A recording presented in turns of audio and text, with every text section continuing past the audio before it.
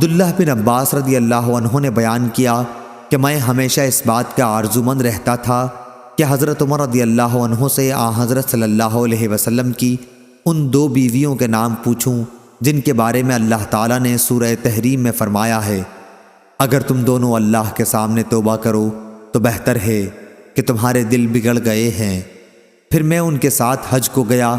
عمر رضی اللہ عنہ راستے سے قضائے حاجت کے لیے ہٹے تو میں بھی ان کے ساتھ پانی کا ایک چھاگل لے کر گیا۔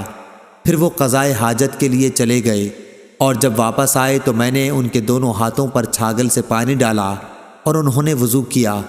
پھر میں نے پوچھا، یا امیر المومنین رضی اللہ عنہ، نبی کریم صلی اللہ علیہ وسلم کی بیویوں میں وہ 2 خواتین کون سی ہیں جن کے متعلق اللہ تعالیٰ نے یہ فرمایا کہ تم دونوں اللہ کے سامنے توبہ کرو؟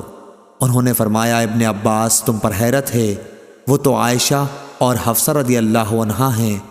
پھر عمر رضی اللہ عنہ میری طرف متوجہ ہو کر پورا واقعہ بیان کرنے لگے۔ آپ نے بتلایا کہ بنو امیہ بن زید کے قبیلے میں جو مدینے سے ملا ہوا تھا، میں اپنے ایک انصاری پڑوسی کے ساتھ رہتا تھا۔ ہم دونوں نے نبی کریم صلی اللہ علیہ وسلم کی خدمت میں حاضری کی باری مقرر کر رکھی تھی۔ ایک دن وہ حاضر ہوتے اور ایک دن میں۔ جب میں حاضری دیتا تو اس دن کی تمام خبریں وغیرہ لاتا اور ان کو سناتا، اور جب وہ حاضر ہوتے تو وہ بھی اسی طرح کرتے۔ ہم قریش کے لوگ مکے میں اپنی عورتوں پر غالب رہا کرتے تھے، لیکن جب ہم ہجرت کر کے انصار کے یہاں آئے تو انہیں دیکھا کہ ان کی عورتیں خود ان پر غالب تھیں۔ ہماری عورتوں نے بھی ان کا طریق اختیار کرنا شروع کر دیا۔ میں نے ایک دن اپنی بیوی کو ڈانٹا تو انہوں نے بھی اس کا جواب دیا۔ ان کا یہ جواب مجھے ناگوار معلوم ہوا، لیکن انہوں نے کہا کہ میں اگر جواب دیتی ہوں تو تمہیں ناگواری کیوں ہوتی ہے؟ قسم اللہ کی، نبی کریم صلی اللہ علیہ وسلم کی ازواج تک آپ کو جواب دے دیتی ہیں، اور بعض بیویاں تو آپ صلی اللہ علیہ وسلم سے پورے دن اور پوری رات خفا رہتی ہیں۔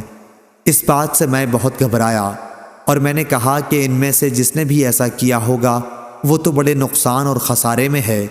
اس کے بعد میں نے کپڑے پہنے اور حفصہ رضی اللہ عنہا حضرت عمر رضی اللہ عنہ کے صاحبزادی اور ام المومنین کے پاس پہنچا اور کہا، اے حفصہ، کیا تم میں سے کوئی نبی کریم صلی اللہ علیہ وسلم سے پورے دن رات تک غصہ رہتی ہیں؟ انہوں نے کہا کہ ہاں۔ میں بول اٹھا کہ پھر تو وہ تباہی اور نقصان میں رہیں۔ کیا تمہیں اس سے امن ہے کہ اللہ تعالیٰ اپنے رسول صلی اللہ علیہ وسلم کی خفگی کی وجہ سے تم پر غصہ ہو جائے اور تم ہلاک ہو جاؤ؟ رسول اللہ صلی اللہ علیہ وسلم سے زیادہ چیزوں کا مطالبہ ہرگز نہ کیا کرو۔ نہ کسی معاملے میں آپ صلی اللہ علیہ وسلم کو کسی بات کا جواب دو اور نہ آپ پر خفگی کا اظہار ہونے دو۔ البتہ جس چیز کی تمہیں ضرورت ہو وہ مجھ سے مانگ لیا کرو۔ کسی خود فریبی میں مبتلا نہ رہنا۔ تمہاری یہ پڑوس تم سے زیادہ جمیل اور نظیف ہیں اور رسول اللہ صلی اللہ علیہ وسلم کو زیادہ پیاری بھی ہیں۔ آپ کی مراد عائشہ رضی اللہ عنہا سے تھی۔ حضرت عمر رضی اللہ عنہ نے کہا، ان دنوں یہ چرچا ہو رہا تھا کہ غسان کے فوجی ہم سے لڑنے کے لیے کھروں کے نال باندھ رہے ہیں۔ میرے پڑوسی ایک دن اپنی باری پر مدینہ گئے ہوئے تھے، پھر عشاء کے وقت واپس لوٹے۔ آ کر میرا دروازہ انہوں نے بڑی زور سے کھٹکھٹایا اور کہا، کیا آپ سو گئے ہیں؟ میں بہت گھبرایا ہوا باہر آیا۔ انہوں نے کہا کہ ایک بہت بڑا حادثہ پیش آ گیا ہے۔ میں نے پوچھا، کیا ہوا؟ کیا غسان کا لشکر آ گیا؟ انہوں نے کہا، بلکہ اس سے بھی بڑا اور سنگین حادثہ، وہ یہ کہ رسول اللہ صلی اللہ علیہ وسلم نے اپنی بیویوں کو طلاق دے دی۔ یہ سن کر عمر رضی اللہ عنہ نے فرمایا، حفصہ رضی اللہ عنہا تو تباہ و برباد ہو گئی، مجھے تو پہلے ہی کھٹکا تھا کہ کہیں ایسا نہ ہو جائے۔ عمر رضی اللہ عنہ نے کہا، پھر میں نے کپڑے پہنے، صبح کی نماز رسول کریم صلی اللہ علیہ وسلم کے ساتھ پڑھی۔ نماز پڑھتے ہی حضرت صلی اللہ علیہ وسلم اپنے بالا خانہ میں تشریف لے گئے اور وہیں تنہائی اختیار کر لی۔ میں حفصہ رضی اللہ عنہا کے یہاں گیا، دیکھا تو وہ رو رہی تھیں۔ میں نے کہا، رو کیوں رہی ہو؟ کیا پہلے میں نے تمہیں نہیں کہہ دیا تھا؟ کیا رسول اللہ صلی اللہ علیہ وسلم نے تم سب کو طلاق دے دی ہے؟ انہوں نے کہا کہ مجھے کچھ معلوم نہیں، آپ بالا خانہ میں تشریف رکھتے ہیں۔ پھر میں باہر نکلا اور ممبر کے پاس آیا۔ وہاں کچھ لوگ موجود تھے اور بعض رو بھی رہے تھے۔ تھوڑی دیر تو میں ان کے ساتھ بیٹھا رہا، لیکن مجھ پر رنج کا غلبہ ہوا اور میں بالا خانے کے پاس پہنچا جس میں آپ صلی اللہ علیہ وسلم تشریف رکھتے تھے۔ میں نے آپ کے ایک سیاہ غلام سے کہا کہ حضرت صلی اللہ علیہ وسلم سے کہو کہ عمر رضی اللہ عنہ اجازت چاہتا ہے۔ وہ غلام اندر گیا اور آپ صلی اللہ علیہ وسلم سے گفتگو کر کے واپس آیا اور کہا کہ میں نے آپ کی بات پہنچا دی تھی، لیکن حضرت صلی اللہ علیہ وسلم خاموش ہو گئے۔ چنانچہ میں واپس آ کر انہی لوگوں کے ساتھ بیٹھ گیا جو ممبر کے پاس موجود تھے۔ پھر مجھ پر رنج غالب آیا اور میں دوبارہ آیا، لیکن اس دفعہ بھی وہی ہوا۔ پھر آ کر انہی لوگوں میں بیٹھ گیا جو ممبر کے پاس تھے، لیکن اس مرتبہ پھر مجھ سے نہیں رہا گیا اور میں نے غلام سے آ کر کہا کہ عمر رضی اللہ عنہ کے لیے اجازت چاہو، لیکن بات جوں کی توں رہی۔ جب میں واپس ہو رہا تھا کہ غلام نے مجھ کو پکارا اور کہا کہ رسول اللہ صلی اللہ علیہ وسلم نے آپ کو اجازت دے دی ہے۔ میں آپ کی خدمت میں حاضر ہوا تو آپ صلی اللہ علیہ وسلم کھجور کی چٹائی پر لیٹے ہوئے تھے جس پر کوئی بستر بھی نہیں تھا، اس لیے چٹائی کے ابھرے ہوئے حصوں کا نشان آپ کے پہلو میں پڑ گیا تھا۔ آپ اس وقت ایک ایسے تکیے پر ٹیک لگائے ہوئے تھے جس کے اندر کھجور کی چھال بھری گئی تھی۔ میں نے آپ صلی اللہ علیہ وسلم کو سلام کیا اور کھڑے ہی کھڑے عرض کی کہ کیا آپ صلی اللہ علیہ وسلم نے اپنی بیویوں کو طلاق دے دی ہے؟ آپ نے نگاہ میری طرف کر کے فرمایا کہ نہیں۔